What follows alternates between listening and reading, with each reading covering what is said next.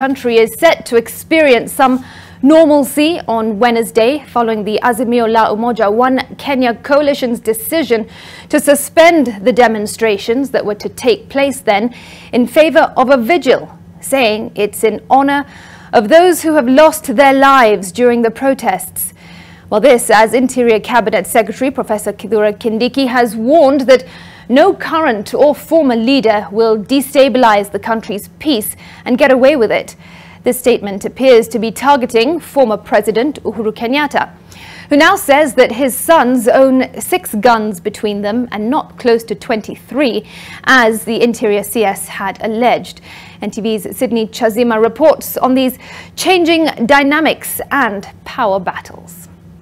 The Azimio One Kenya Alliance has called off the planned Wednesday anti-government protests and instead called on its supporters to carry out vigils in honor of those who lost their lives during the protests. In a statement, the coalition states that on Wednesday, they will hold a different kind of protest. The peaceful protests will take the form of solidarity parades and vigil for victims of police brutality in various locations in all parts of the country. The Azimio coalition is calling on Kenyans to come out and light candles and lay flowers, preferably white, in respect of the victims.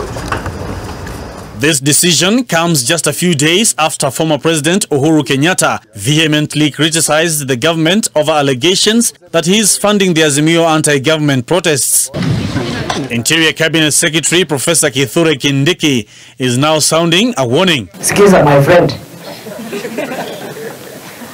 Hatutakubali ati kwa sababu wewe ulikuwa kiongozi ama wewe ni kiongozi saa hii ati tukukubalie uharibu nchi na uchome nchi ati kwa sababu unafikiri wewe ni muhimu kuliko Wakenya wenzako. The CS warning that there will be no sacred cows in civil disobedience clampdown. And if you think we are joking, wajaribu hii mchezo wako nayo.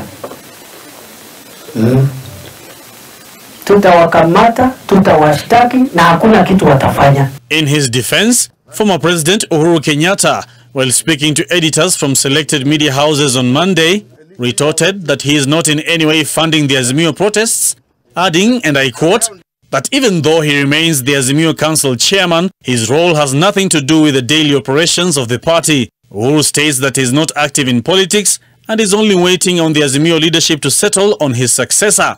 He states that he only discussed with Raila about the protests, but the talks were centered around the values and not the funding.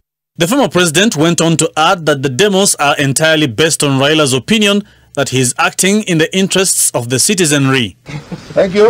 Uhuru has urged the officers who claimed to be under instructions to reclaim the guns owned by his 2 sons to do so in accordance with the law, even as he stated that his 2 sons only own 6 guns, 3 each, and not 23 as claimed by the Interior Ministry.